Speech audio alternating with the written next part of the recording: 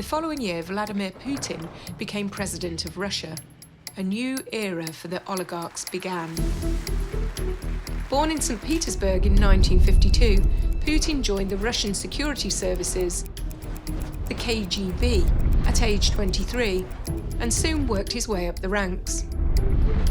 He'd obviously been trained from the very beginnings of joining the KGB as a young man back in the 1970s in what was then Leningrad, to conceal information about himself. He was selected as a potential successor to Yeltsin and took up a place in the administration in 1996. He became a popular choice for leadership.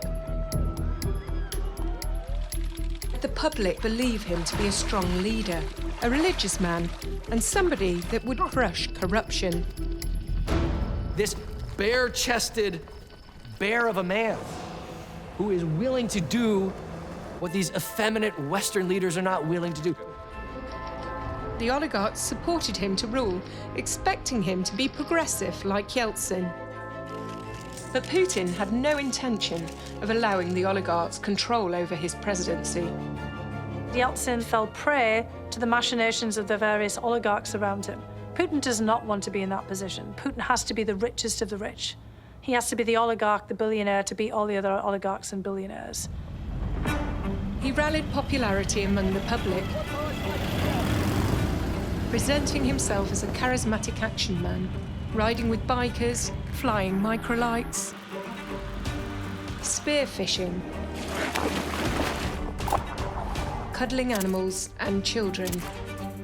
He won the public's affections. But his most popular move was reasserting control, his currency, fear. Вот это государство вы сами и формировали в значительной степени через подконтрольные вам политические и околополитические структуры. Поэтому меньше всего, наверное, нужно кивать на зеркало. He began pursuing the most famous oligarch in Russia.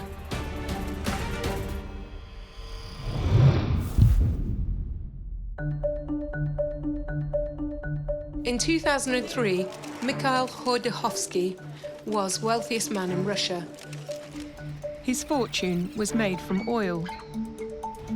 Khodorkovsky had a background in chemistry, but was encouraged into business. He's a very smart guy from a technical institution. He's very much an independent thinker, but he was too far ahead of his time. In 1988, Khodorkovsky established one of the first private banks.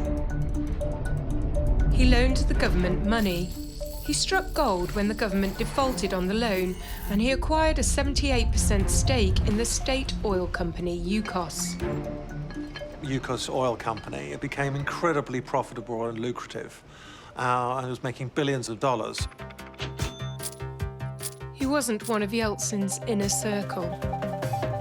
And then he does something that is quite surprising for many of these Russian oligarchs. He actually, over time, wants to transform it into a Western-style company, and actually to run it as a for-profit concern, not as a cash cow that might be still linked into people close to the Kremlin. He then used some of his income to fund opposition parties. This was a no-go for the Kremlin. He was seen as a potential rival to Putin. So Putin was persuaded that he should be taken down. The opportunity came when Khodorkovsky openly challenged Putin about state corruption on television. The footage would mark a historical moment. Масштабы коррупции в России в районе 30 миллиардов оценивается долларов. Это 10-12% ВВП. Putin appeared to issue a quiet but devastating counterattack on Khodorkovsky, accusing him of tax evasion.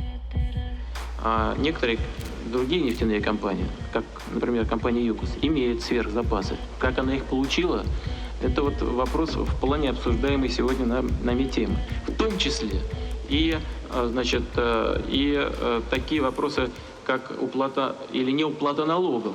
Мы с вами обсуждали в свое время.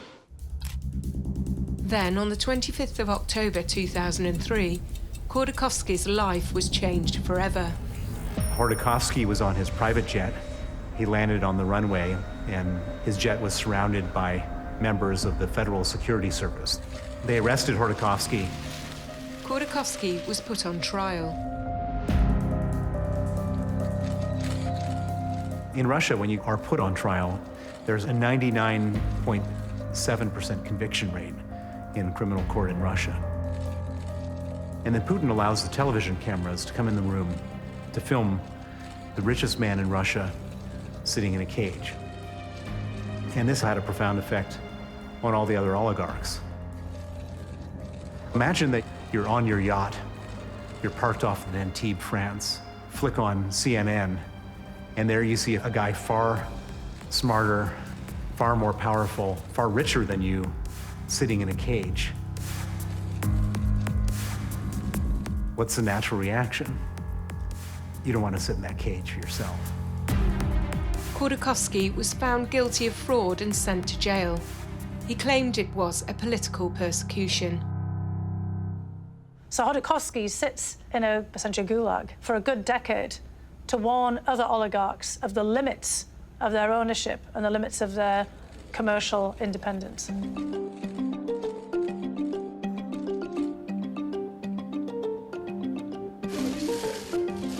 Khodorkovsky was eventually released in 2013. He was flown to Berlin and moved to London. Today, Khodorkovsky is one of Putin's fiercest critics. You have to understand, we're dealing with a criminal group in power and not a state of law. This group, its power rests on force. Bill Browder knows what it's like to be on the wrong side of Vladimir Putin. He was one of the early foreign investors in Russia's new stock market. In 2005, he was deported and his assets seized. He speculated about the impact of Khodorkovsky's trial to the US Senate Judiciary Committee.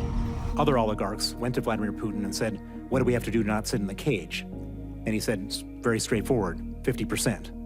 Not 50% for the Russian government or 50% for the presidential administration of Russia, 50% for Vladimir Putin. And so he became the richest man in the world in that moment. In response, other oligarchs from the time have strenuously denied Browder's claims and said they have no basis. Various teams of journalists have tried to get to the bottom of Putin's purse strings. But the person who's been most effective at this has been Alexei Navalny, the Russian opposition figure. And that's why he's in jail, and that's why there was an attempt to assassinate him using Novichok, the same substance but in a different form that was used to poison Sergei Skripal and his daughter Yulia in Salisbury. Novichok is a deadly nerve agent, a chemical weapon. This was a very serious effort to eliminate Alexei Navalny because he's been exquisitely capable of unraveling and spooling an awful lot of the threads behind the corruption, the kleptocracy that surrounds Putin. Navalny actually survived, but on return to Russia was jailed for breaking bail conditions while receiving his life-saving treatment. He returns to Moscow knowing full well he's going to be arrested. He releases a video that he spent an awful lot of time producing about the ownership threads that he and his team have traced to an enormous, luxurious, sumptuous villa on the Russian Black Sea, which is not just a palace, it puts Versailles to shame. Navalny's team bypassed a no-fly zone with a drone to capture in all its glory what is nicknamed Putin's palace. The property is reported to be worth over $1 billion and loaded with opulent extravagances. It isn't a country house or a residence, it's an entire city, or rather a kingdom. Among its many features, this green mound is reported to house an underground ice hockey rink. He was almost mocking Putin for his lack of taste. There was this horrible pole dancing room and an aqua disco, and just really in poor taste. Putin denied any ties to the palace, and another Russian billionaire, Arkady Rotenberg, reportedly later claimed ownership.